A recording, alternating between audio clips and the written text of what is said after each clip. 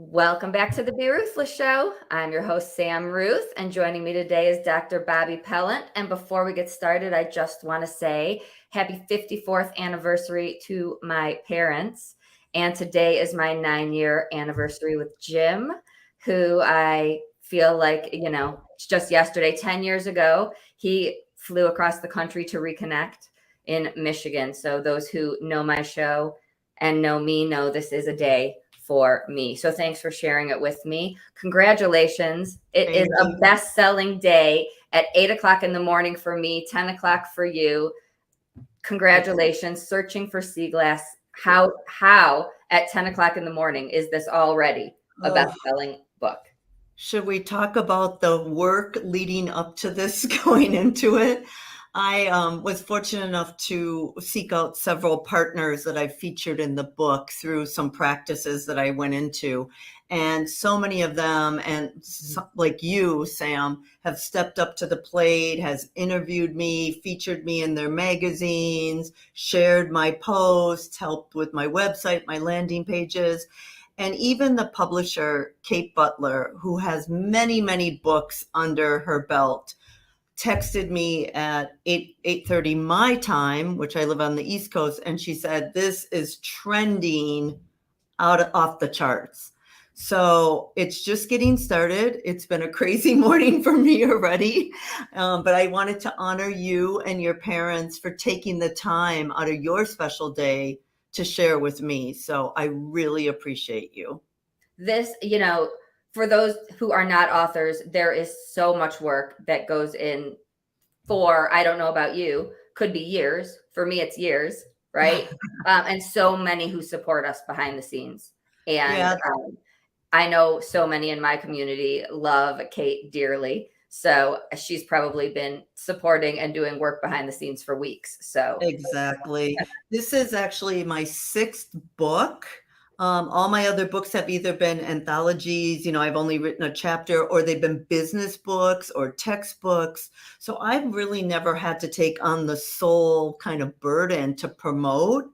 And I think that's what people don't realize, is that we don't make a lot of money as an author. We don't get a lot of money from the sales of our book, but I went into it knowing full well that this isn't going to really help me with my business necessarily or my brand, but it was really an opportunity for me to get some of my authenticity out, to get some of the trauma out of my system, get my voice heard, tell my story in my way, and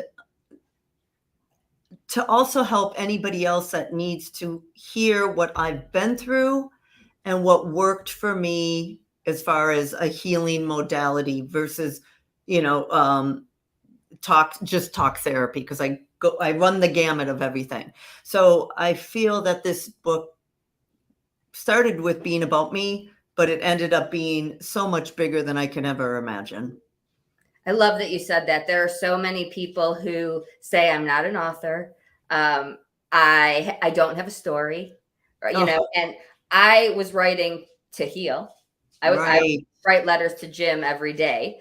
And Kate said to me, people need to hear this, right? And I have a few clients right now who I'm saying, people need to hear this. And they're saying the same thing. I don't have a story. So whatever you're going through, if you're writing to heal, if you are telling a story to heal, you don't have to be an author. It might not be your vision doesn't have to be best-selling. This is about healing, and it is such a therapeutic process. It is. It really is, Sam. And I found this out when I wrote a chapter in Women Who Empower, also a Kate Butler book. And I had held that shame of my childhood, going from riches to rags, growing up in 1980, moving to northern Wisconsin, a family of 6. I have 3 younger brothers, to no running water. And so that was so shameful for me that I held it in my body for 40 some years. And it affected me every single day on how I showed up, because I was hiding such a big part of who I was. And it was only through writing that book, putting it out in the universe, having it become a #1 bestseller and #1 international bestseller in 2 or 3 countries, I can't even remember, that it freed me. It liberated me. And that was the final piece of what I needed to do to heal. So that's why I took on another book, because I'm like, if I could heal this much from that one, what happens if I wrote a memoir? It's so interesting that you say that. In my talk in New Jersey just less than 2 weeks ago, I was saying, the reason truth and authenticity is so important to me is because I wasn't allowed to talk about the family secret. Right. It's my life. It's not my secret, but I wasn't allowed to talk about it. And Kate said afterwards, I know your story. I've known it for years, but I never connected those parts. Right. And it's true, hiding things shows up in some other place in our life, and it is just not For healthy. sure. For sure. And I read a study, it has to do with the fear of dread. But I'm sure I could find a study on the fear of shame or, holding things in. But Mhm. this Harvard study said that the feeling of fear or dread only takes 1/10 of a second for us to like encapture it in our body. But based on our cellular memory, it can stay there for a lifetime. And Mm. now there's studies shown that as women, if we're carrying babies, some of our feelings, such as anxiety or depression or shame or fear, some of that cellular DNA can get passed on to our children. So it's really important that everybody out there realizes it's never too late to go through your own process. When I wrote this book, I just wanted to be a memoir about my ups and downs of life. But as you know, the whole second half is looking at all these different modalities. And I use the word healing, but I don't want anybody out there to think any of us are broken. We use it because it's a common term for, getting through whatever we need to get through to get to that other side, to break free of whatever we're going, feeling or going through. However, I truly believe that if we can go through it and we can get to the other side, that's when we start to show up more authentically in integrity and in our soul, who we're meant to be on this earth. So I hear you. I hear you, sister. We're told and conditioned by our culture in America that we're not supposed to be talking about these things. But the minute we start talking about them, we realize that we're not alone. That while somebody didn't go through that same thing of growing up in the 80s without running water, somebody grew up in poverty and it was just as traumatic for them not to have food on their table. So there's always a common bond that links us together. It's just when we voice it, we're finding those connections more freely. Absolutely. I literally just said this on my podcast Monday, literally. And we then connect with people. We know we're not alone. We give others the power and the permission to share what they're going through. Yeah. And I love what you just said about healing, because I say the same thing with grieving. I use the word healing because grieving, I feel like it makes people feel like they're stuck in that place. And we Yeah. want to get out of there. We want to move forward, but we are absolutely not broken. It's the world. It's the people looking at it as if there's something negative. We're the ones who have.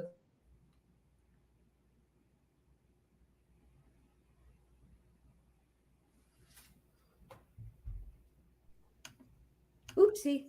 I was going to say technological glitches. No, that's I don't know if it's me or you. No, it's Jim.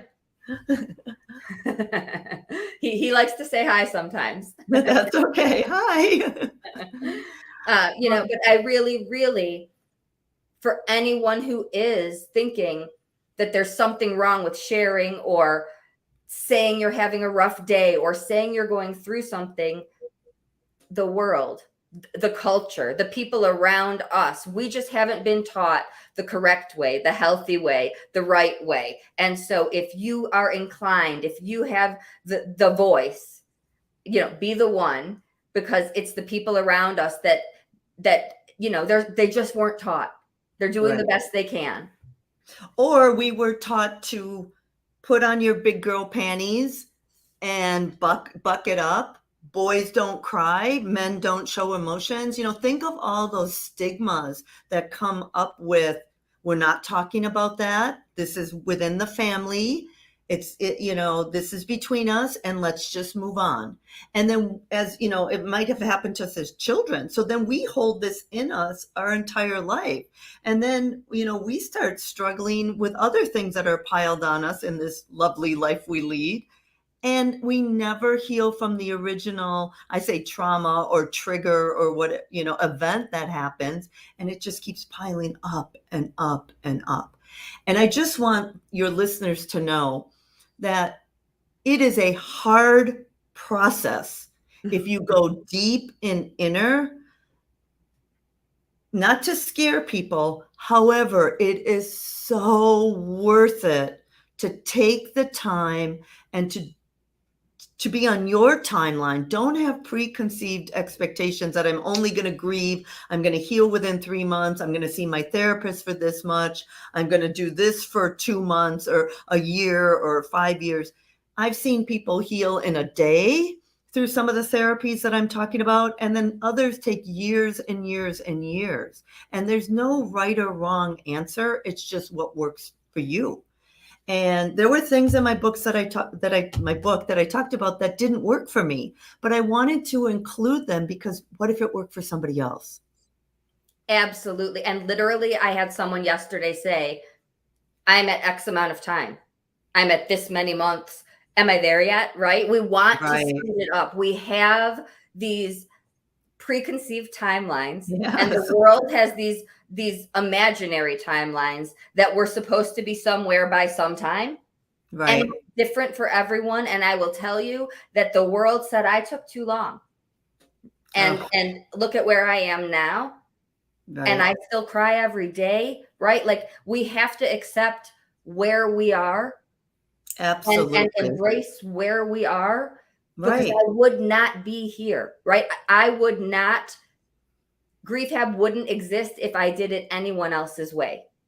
Amen. Amen. I hear you, because another thing too, just to go back to what I alluded to earlier, is we might be carrying something in ourselves from our ancestors or our mother or our father. I mean, there's so much of cellular DNA and memory now that scientists are just starting to discover, and the stories that we have in our brains and the biochemicals and I could go on and on. So we have to hold ourselves in compassion and grace, because this is our own path.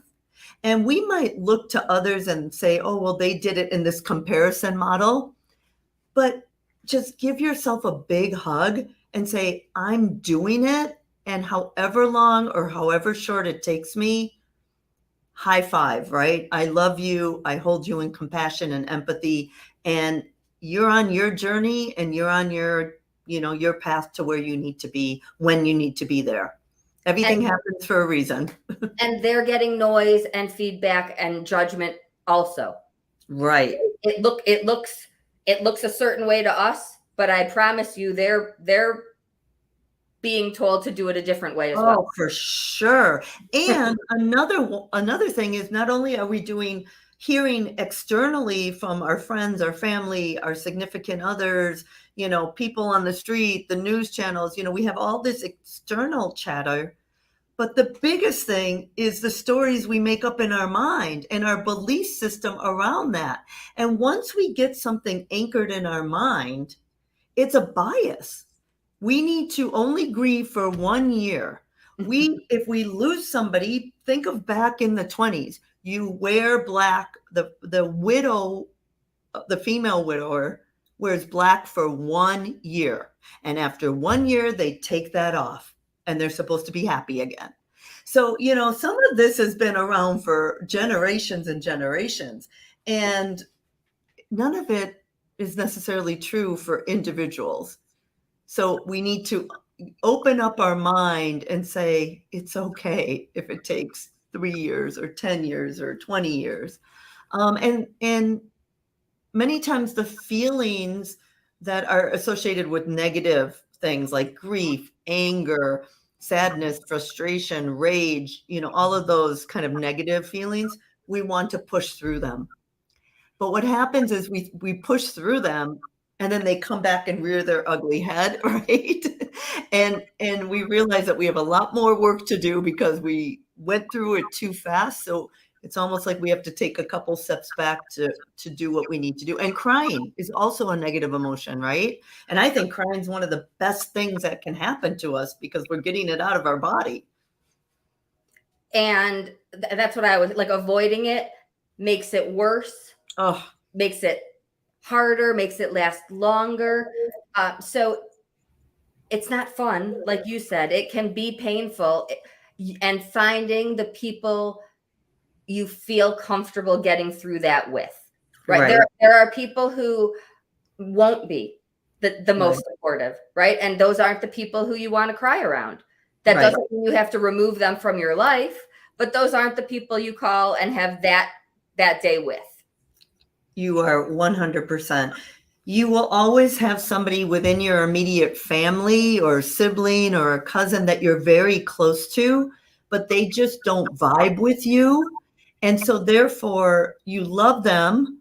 However, you have to find somebody within that grief or that traumatic or that trigger or whatever we're calling it that you can really resonate. And I call them my soul family, or my sisters or my brothers, who were operating on an energetic frequency that we really relate to each other because we've either walked in each other's shoes at some point, we've been through similar events, or we've just moved, we're on the same pathway parallel in the process. And it can be overwhelming. It can be scary. It can feel like the biggest jump to let someone new in when you're in that place, whether it's grief, anxiety, that can feel like one thing too many when you're already going through so much, but it's part of the way through it.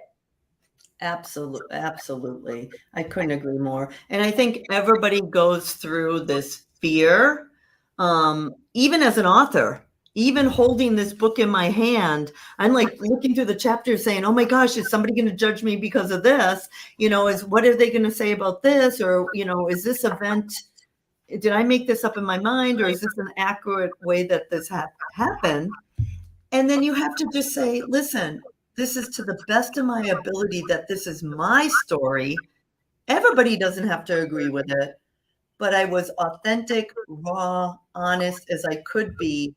And without the fear of jumping and finding those people and being vulnerable and being open, you risk closing yourself down and suppressing it, like you had said.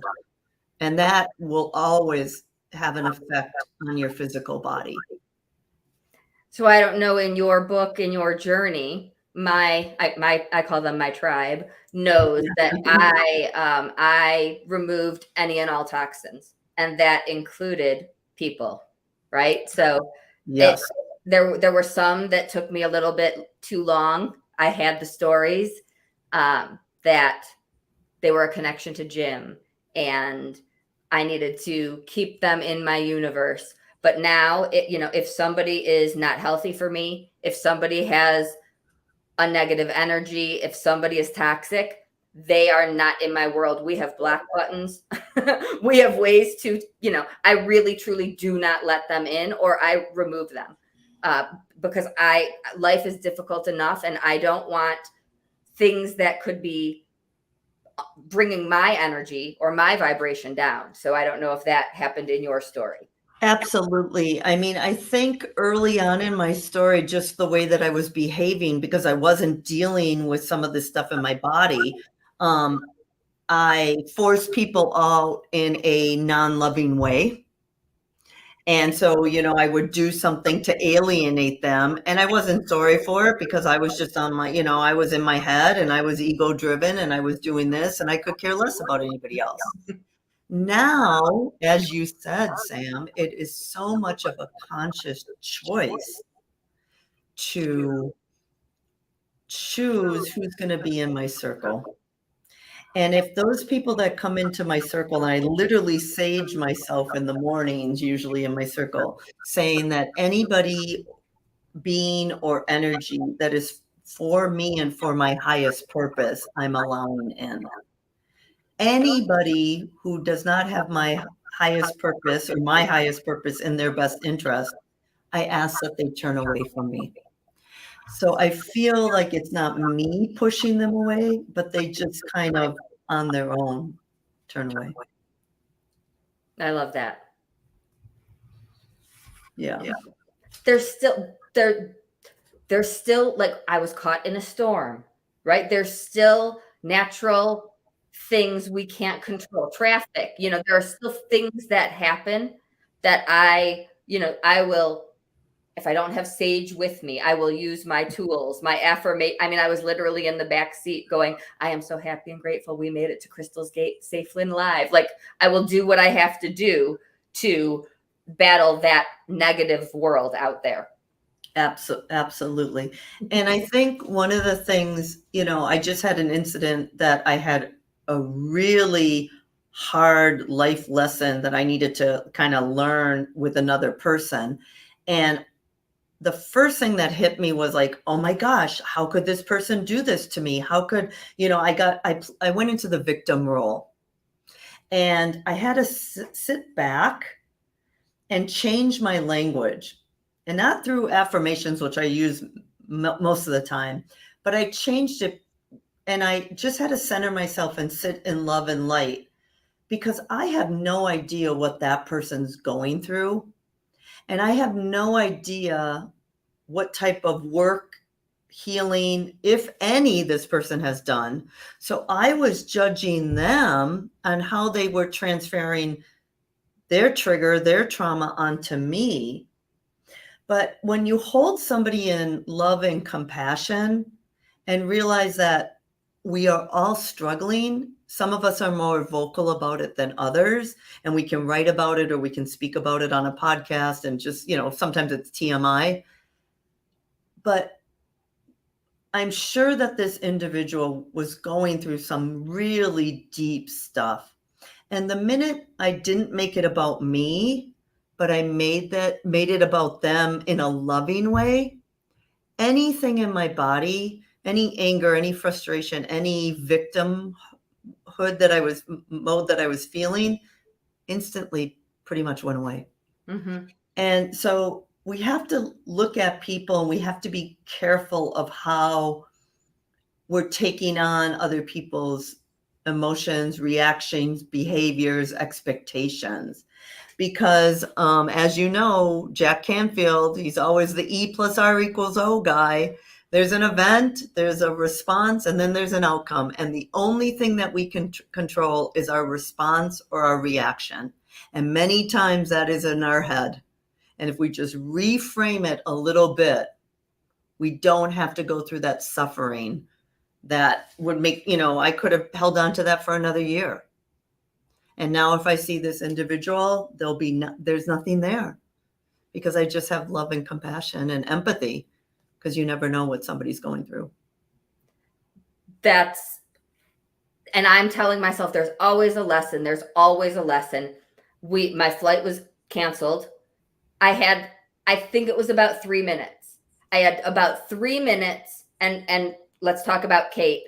Yeah. We talked about this on stage. I was with her kids. We were at this event. I said, Bella, does mom get crabby? Like, does mom swear? Has mom had please tell me she's human, because I don't see her have those 3 minutes, right?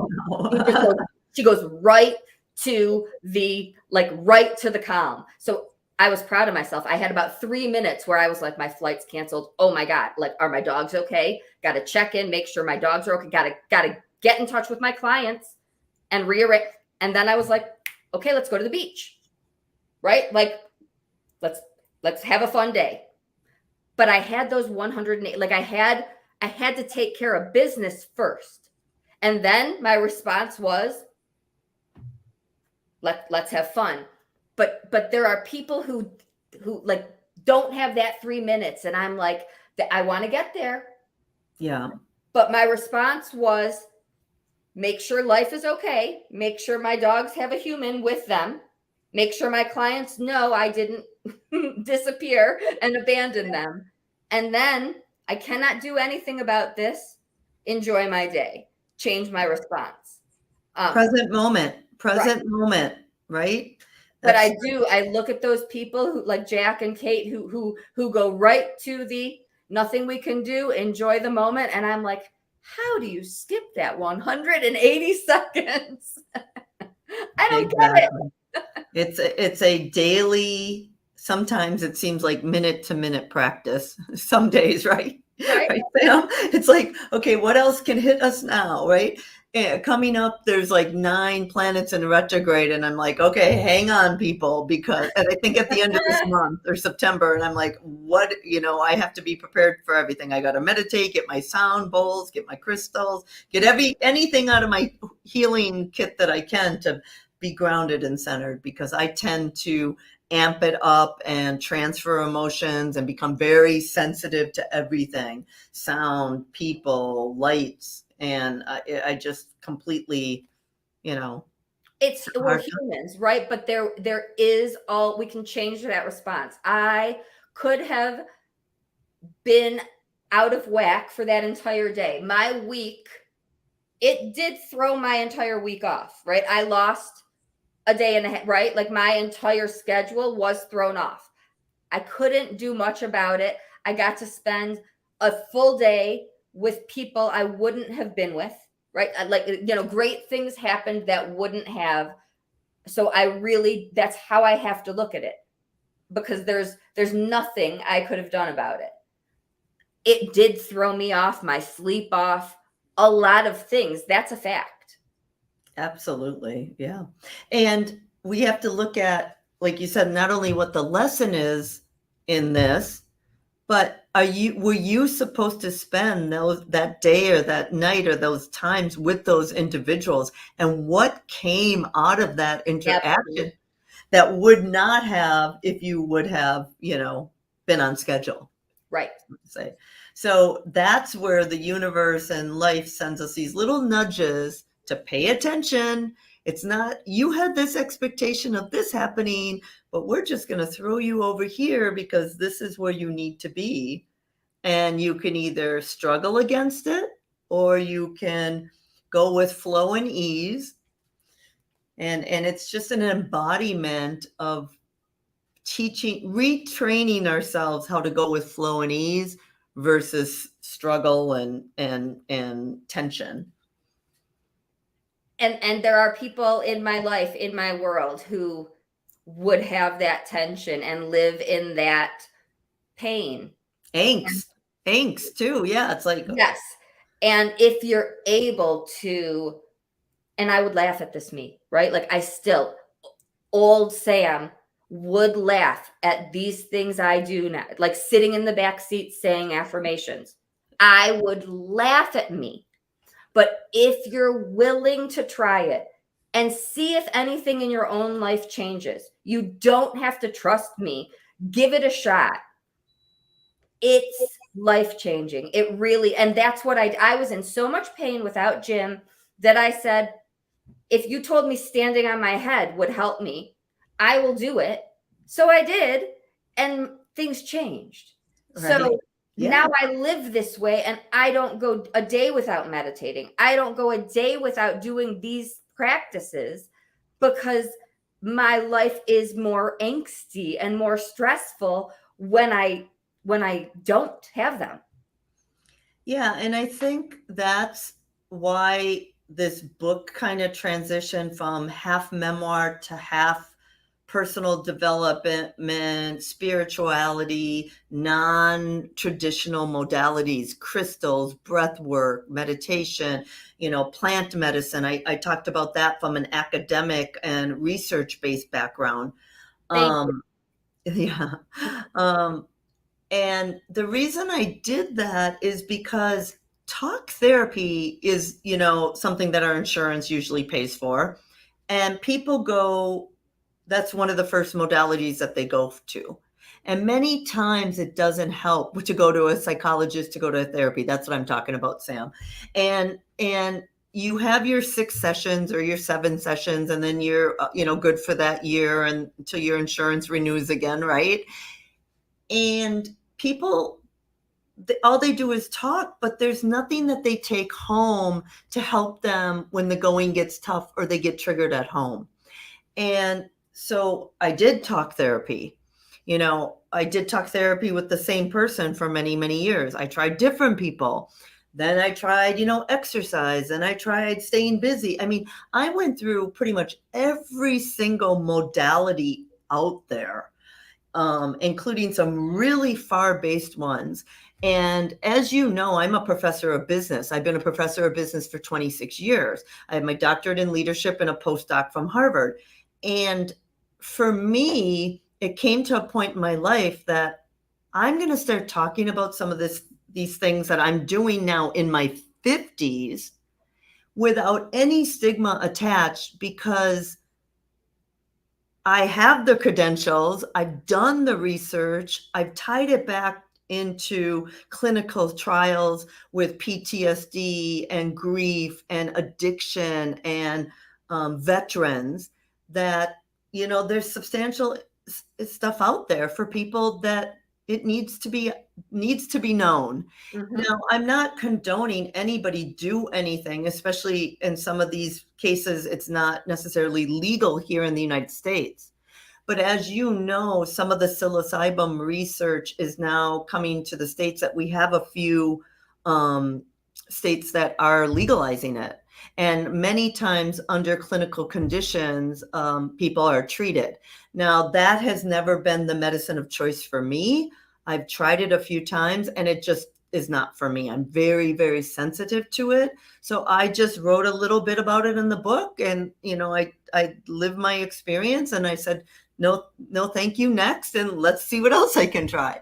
But for other people, if you go and look deep on the Johns Hopkins research and the National Institute of Health, which I footnote in my book, there is some really good research coming out of there to help some people that are dealing with some pretty deep traumas.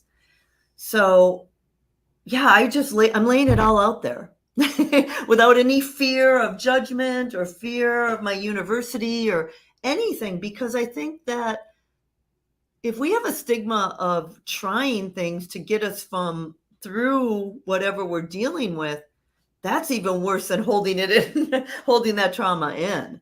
So I felt like I was the guinea pig. It's like, I'm going to try it, as much as I can. And then I'm going to say, well, this worked for me. This didn't work for me. Of course, I'm not a medical doctor. I just want your listeners and viewers to know. And I do have a ton of disclaimers in my book. But I want people, to realize that if there's something that's not working, look someplace else. And like you said, affirmations, right? We all think that this is woo-woo stuff that we're talking about, and meditation and standing on our heads. I was the same with you. I was so sick and tired, Sam, of being sick and tired, that I would have done anything at least once to try to get to the other side, which means healing through whatever I needed to get through. I didn't care how long it took. I just knew that I was not going to be stuck in this position, because I didn't like the way I felt. I didn't like the way I was behaving. I didn't like the way I was showing up for my family, my children, my friends, my boyfriend, whoever. And so, there were a lot of people that judged me for doing this, and they don't understand me. That's fine. Some worked for me, some didn't. And I'm a happier person because of it. And I think I've healed a lot of my traumas, triggers, events that has happened, my cellular DNA, right? We cut off, like you said, we clear our body physically by cutting out sugar, dairy, whatever we're cutting out. But then we also have to cut out people if that's something that's causing us stress. But I love what you just said. And I love that you said with academic research. I Yeah. have a client who is seeing someone highly supervised, Yes. someone I respect and I would refer to. There are several doctors who are not supervising. You have to Right. do your research and find someone. Um, it's Yes. no different than any other field, right? You have to do your Absolutely. research and find the right person. I'm like you, I'm very sensitive. It's not for me, but I have someone with post-traumatic stress who was close to going inpatient. We were close to the hospital, and she is doing amazing. Yeah. So I've seen it personally do Yeah. wonders with the right facility and Yeah. supervision. And thank you for bringing that up, because I just want to let the listeners know as well that I went into this pretty natural based. I don't do sugar, gluten. I do a little bit of caffeine. I don't do meat. I had all my mercury, taken out of my teeth. Like, I'm pretty holistic. So what was really important for me, and there's no judgment for others out there, is I didn't want to take a pharmaceutical. I did not want to do synthetic drugs. I didn't want to be put on Valium or serotonin uptake. I am not saying that there's anything wrong with that, as long as you do it in a supervised setting or with a medical physician. But I also went into some of these alternative medicines, not doing it for the high or recreationally. I did it in a ceremony that this is a natural plant.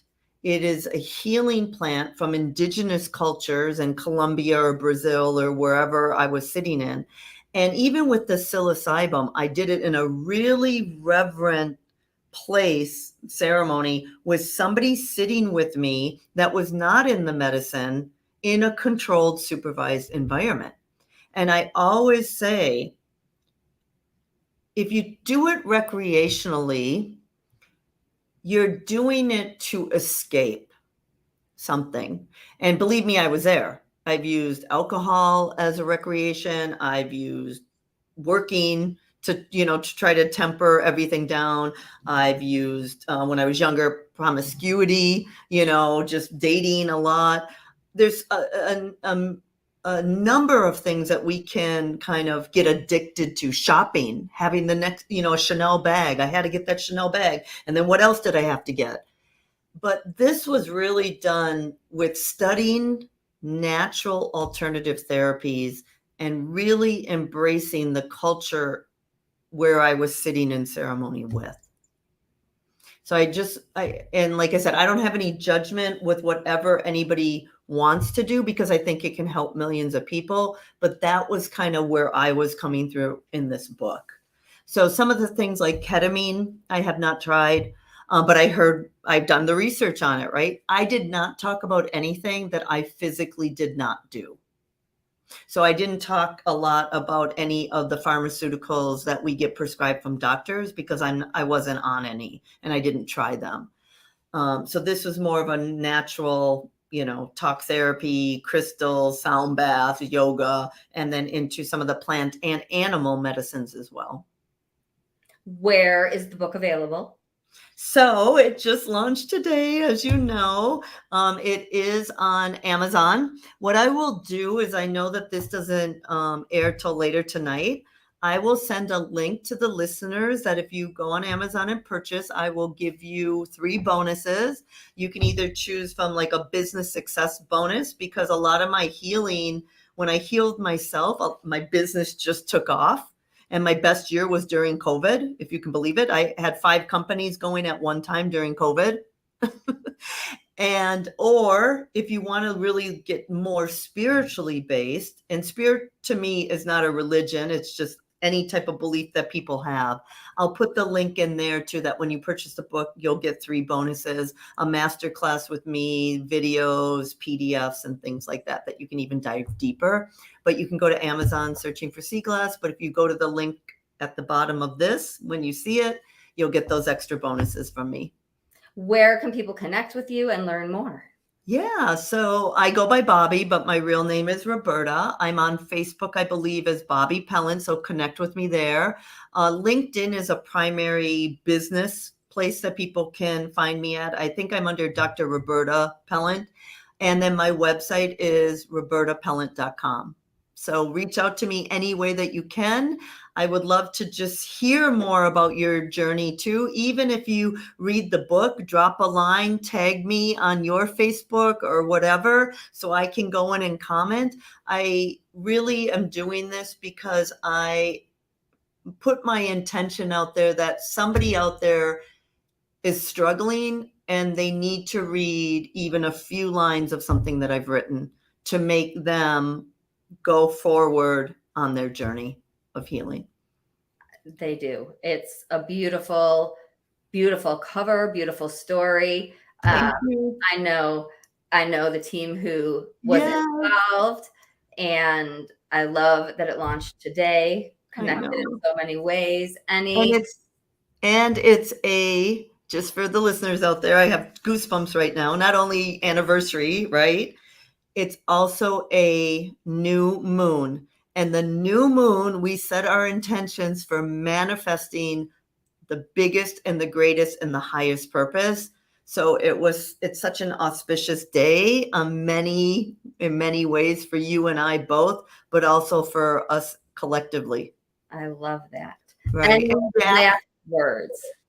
yeah, I have to give a shout out to Jack Canfield, co-creator of Chicken Soup for the Soul series and also the Success Principles. He knows me both from a professional business kind of place because we both, he went to Harvard and we have a lot of things in common, but he also knows me from this spiritual, modalities, affirmations, E plus R equals O. So he was so gracious and kind to write me the foreword of the book. And I'm just grateful for anybody who's contributed and put me in their limelight. And thank you, thank you, thank you, Sam. Thank you, Jack Canfield. It is having another live event for they haven't been happening after COVID in October. Anyone listening, it's in Newport Beach in California. I will be there. Will you? I don't know yet because I am jumping spirals and I have something else kind of in the background. So stay tuned. And like the last chapter of my book says, to be continued because it's not yet written. Thank you to everyone for joining us. Get Dr. Bobby Pellant's book on Amazon, Searching for Sea Glass. And until next time, always be ruthless.